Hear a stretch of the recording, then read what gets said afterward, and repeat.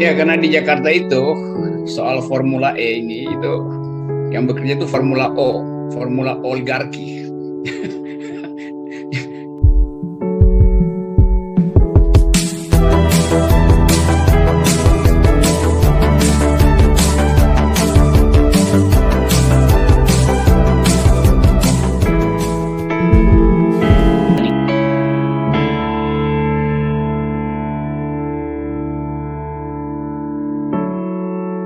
Ya, karena di Jakarta itu soal Formula E ini itu yang bekerja itu Formula O, Formula oligarki. Jadi ini interpelasi yang sebetulnya dipesan oleh oligarki itu. Karena itu PSI dari awal walaupun berupaya untuk seolah-olah sedang menjalankan demokrasi, bahwa iya interpelasi itu adalah hak melekat pada DPR. Tetapi interpelasi diajukan oleh siapa? Diajukan oleh PSI dan PDIP. Iya, itu formilnya begitu. Tapi materialnya itu adalah kepentingan oligarki itu, dan orang dengan mudah menganggap bahwa yang diinterpelasi itu bukan soal kebijakan Formula E, tapi potensi Anies Baswedan untuk menjadi presiden.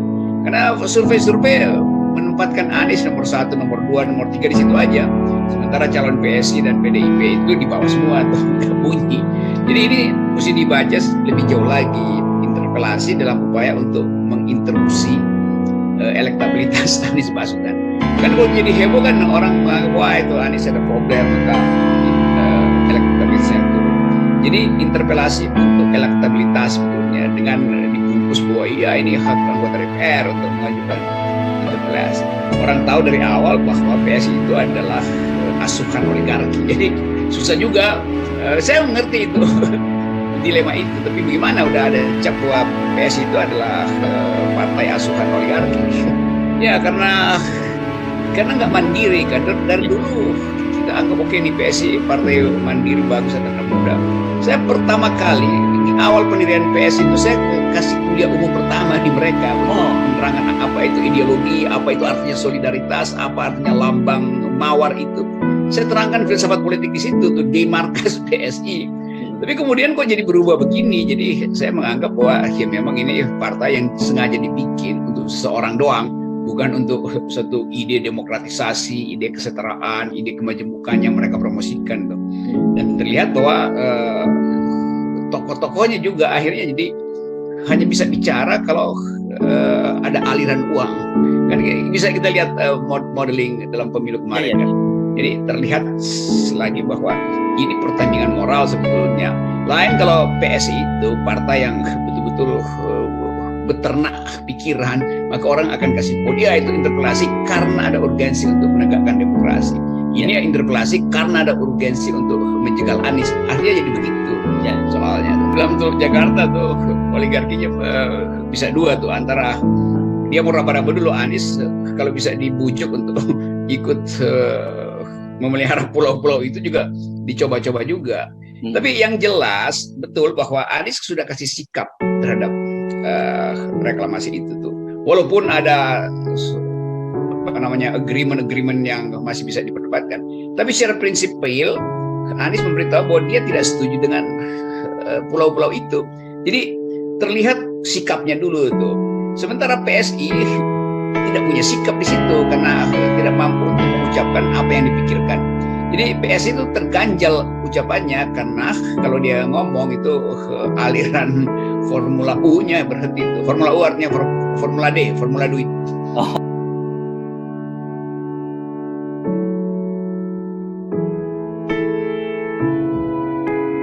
Anies ancaman karena hanya Anies yang selama ini konsisten di dalam kebijakan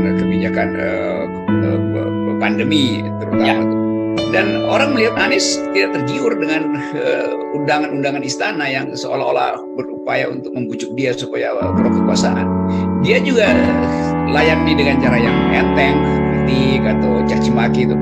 Jadi terlihat Anies itu udah matang, dan karena itu penantang-penantangnya tinggal punya satu cara, yaitu berupaya supaya tidak ada partai yang akan mencalonkan Anies itu.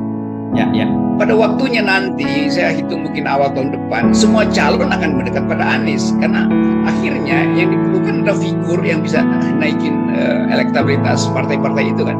Kan semua partai itu turun elektabilitasnya.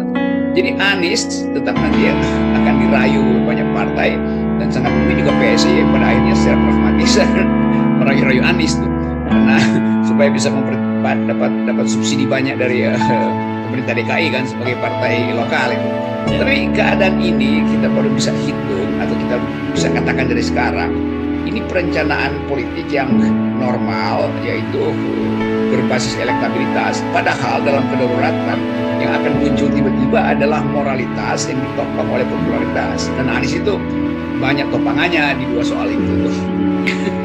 Kita yang belajar metodologi, kalau dua surveyor itu bertolak belakang itu artinya dua-duanya bohong gitu kan. Mestinya dia mendekat-dekat aja lah itu, margin of errornya itu dibagi dua lah itu supaya dekat-dekat. Ini yang satu bilang 12%, yang lain bilang 7%. Oh itu jauh banget. Ya. Jadi itu kan 100% disubsidi oleh margin of error itu. Ya. Kan metodologinya standar. Emang ada metodologi lain survei publik itu kan. Jadi pengambilan sampel juga udah standar. Bahkan sangat mungkin yang disebut sebagai koordinator data di lapangan juga sama juga tuh. Iya. Jadi sebetulnya ya, dia berimpit di lapangan karena di antara mereka kan saling tahu tuh di survei apa sih, dan sangat mungkin yang surveyor yang pemula juga dia cuma titip pertanyaan aja pada surveyor yang lebih terkenal tuh, tapi nanti ya ada bagian-bagian itu lu bilang begini gue bilang begini ya, jadi gue titip pertanyaan aja karena survei itu mahal tuh, lu ambil bagian gue deh. Jadi ini buang-buangan macam ini yang kita semua ngerti lah. Itu semuanya berurusan dengan dana yang sebetulnya belum bisa dicairkan banyak. Karena itu kekacauan di dalam metodologi terbaca juga mencerminkan dana atau amplop yang nggak sama tebalnya tuh. Iya. Kan nanti tukar tambah lagi tuh di tempat yang lain tuh. Jadi terlihat ini ada etika yang bobrok di antara lembaga survei. Padahal mereka punya asosiasi. Tapi asosiasi di antara orang-orang yang bukan bohong tapi manipulatif itu juga banyak terjadi kan. Perkumpulan kaum manipulatif. Ini yang awalnya begini. Kalau misalnya lembaga survei itu ada etikanya, mestinya sebelum mereka publish dia rapat dulu internal kan di antara lembaga-lembaga itu. Kok beda ya? Jauh banget survei lu sama survei gue. Kan itu yang mesti diperhatikan kan. Siapa yang nggak tahu siapa ketua perhimpunan surveyor Indonesia sekarang? Mestinya itu supaya orang percaya bahwa oke, lembaga survei ini metodologinya standar. Kalau ini kelihatan nggak standar. Jadi ada mobil yang udah mereknya masih sama, tapi sebetulnya mestinya udah di swap namanya tuh, di overhaul terus di swap, jadi ganti mesin sebetulnya.